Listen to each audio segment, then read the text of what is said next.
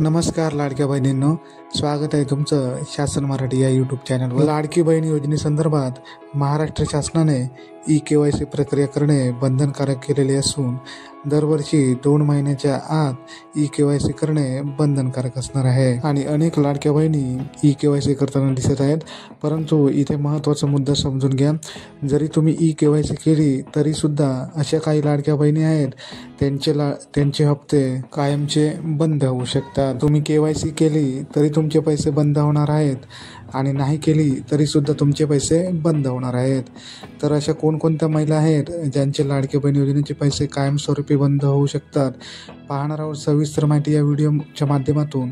Video शेवटपर्यंत नक्की पहा। KYC प्रक्रियेला सुरुवात झालेली असून KYC करताना तुम्हाला 2 आधार कार्डची गरज लागणार आहे।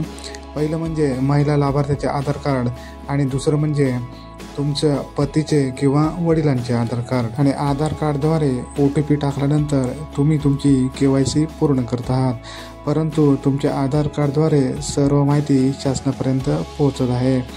आता त्यामध्ये तुमच्या कुटुंबाची काय माहिती शासनापर्यंत पोहोचत आहे, चला पाहूया। सर्वात प्रथम म्हणजे तुम्ही महाराष्ट्र राज्याचे रहिवासी आहात की नाही हे तुमच्या आधार कार्डद्वारे ॲड्रेसद्वारे शासनापर्यंत पोहोचणार आहे।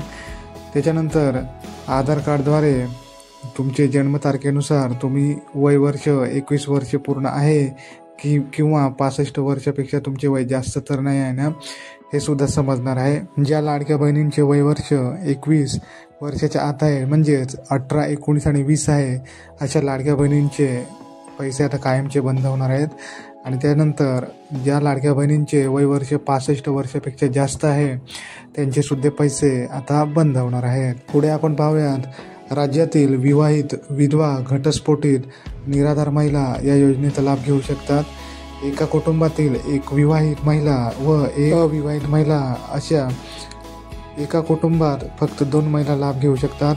आता तुमच्या आधार कार्डद्वारे आणि तुमच्या पतीच्या किंवा वडिलांच्याद्वारे तुमच्या रेशन कार्डची माहिती सुद्धा शासनापर्यंत पोहोचणार आहे आणि त्यामुळे तुमच्या कुटुंबात किती महिला या योजनेचा लाभ घेत आहेत ते सुद्धा शासनाला समजणार आहे। जर तुमच्या कुटुंबात 2 पेक्षा जास्त महिला या योजनेचा लाभ घेत असतील तर अशा महिलांचा लाभ सुद्धा बंद होणार आहे। पुढे आपण पाहूयात लाभार्थ्याचे स्वतःचे आधार लिंक असलेले बँक खाते असावे, म्हणजेच ज्या महिला लाभ घेत आहेत त्यांच्या बँक खात्याला आधार कार्ड हे लिंक असणे गरजेचे आहे। त्याच्यानंतर पुढे आपण पाहूयात लाभार्थी कुटुंबाचे वार्षिक उत्पन्न ₹2.5 लाखापेक्षा जास्त नसावे। आता तुमच्या आधार कार्ड आणि पतीचे किंवा वडिलांच्या आधार कार्डद्वारे तुमचं वार्षिक उत्पन्न किती आहे हे सुद्धा समजणार आहे। त्यानंतर ज्यांच्या कुटुंबातील सदस्य विद्यमान किंवा माजी खासदार किंवा आमदार आहे अशा महिलासुद्धा आता या योजनेतून बाद होणार आहेत। त्यानंतर ज्यांच्या कुटुंबातील सदस्य आयकर दाता आहेत, म्हणजे इन्कम टॅक्स भरत आहेत, हे सुद्धा समजणार आहे शासनाला आणि अशा महिलांचा सुद्धा लाभ बंद होणार आहे। त्याच्यानंतर ज्यांच्या कुटुंबातील सदस्य नियमित कायम कर्मचारी म्हणून सरकारी विभाग, उपक्रम, मंडळ, भारत सरकार किंवा राज्य सरकारच्या स्थानिक संस्थेमध्ये कार्यरत आहेत किंवा सेवानिवृत्तीनंतर निवृत्ती वेतन घेत आहेत, म्हणजे ज्यांच्या कुटुंबातील व्यक्ती हे सरकारी कर्मचारी आहेत त्या महिलांचे लाभसुद्धा बंद होणार आहेत।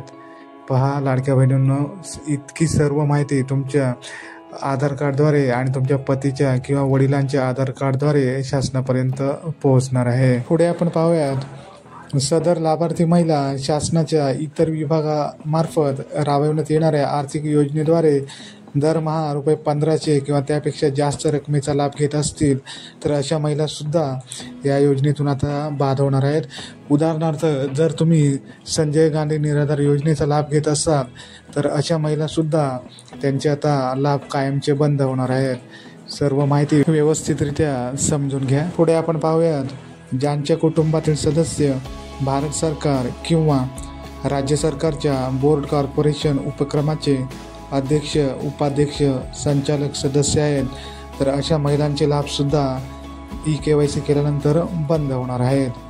त्यानंतर पुढे आपण पाहूयात ज्यांच्याकडे 4 चाकी वाहन आहे, यामध्ये ट्रॅक्टर वगळून, म्हणजे ज्यांच्याकडे ट्रॅक्टर आहे असे लाभार्थी वगळून त्यांच्या कुटुंबातील सदस्यांच्या नावावर नोंदणीकृत वाहन जर असेल तर अशा महिलांचा सुद्धा लाभ बंद होणार आहे. तुमच्या आधार कार्डद्वारे आणि तुमच्या पतीच्या किंवा वडिलांच्या आधार कार्डद्वारे सर्व माहिती शासनापर्यंत पोहोचणार आहे आणि त्यामुळे तुमचे जे पात्र लाभार्थी आहेत त्यांनाच फक्त या योजनेचा लाभ घेता येणार आहे आणि बाकी सर्व महिला लाभार्थी अपात्र म्हणून सरकार घोषित करणार आहे. महाराष्ट्र शासनाचे KYC करण्याचे मुख्य कारण हेच आहे की KYC केल्यानंतर ज्या महिला लाभार्थी पात्र आहेत त्यांनाच फक्त या योजनेचे पैसे चालू राहतील आणि ज्या महिला अपात्र आहेत त्यांना या योजनेतून बाद करण्यात येईल. ज्या महिला लाभार्थी पात्र आहेत त्यांना काळजी करण्याची काहीच गरज नाही. त्यांचे लाडक्या बहीण योजनेचे पैसे हे कायमस्वरूपी चालूच राहणार आहेत. KYC करण्यासाठी सरकारने आपल्याला 2 महिन्याची मुदत दिलेली आहे. त्यामुळे सर्व लाडक्या बहिणींना विनंती आहे की तुम्ही कोणत्याही प्रकारचे घाई व गोंधळ न करता KYC करायची आहे. तुम्ही घर बसल्या तुमच्या मोबाईलद्वारे सुद्धा KYC पूर्ण करू शकता. याची संपूर्ण माहिती आपल्या चॅनलवर व्हिडिओ लवकरात लवकर येणार आहे. KYC करतेवेळी जी लाडकी बहीण योजनेची ऑफिशियल वेबसाईट आहे त्या वेब पोर्टलवर बऱ्याचशा अडचणी येत आहेत.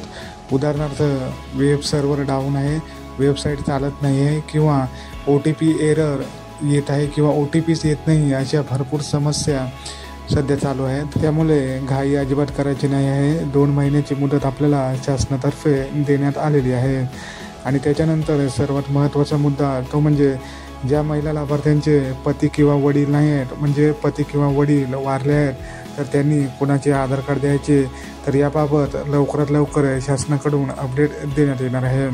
अशी कोणतीही ऑफिशियल अपडेट आल्यानंतर आपल्या चॅनलवर लगेचच दिली जाईल. आणि या महिन्याचा जो हप्ता आहे म्हणजे सप्टेंबर महिन्याचा हप्ता कधीपर्यंत तुमच्या खात्यात जमा होणार आहे याबाबत ऑफिशियल अपडेट आल्यानंतर सुद्धा तुम्हाला लगेच कळवण्यात येईल. जर आपल्या चॅनलवर कोणी नवीन असाल तर आपल्या चॅनलला सबस्क्राईब करून ठेवा.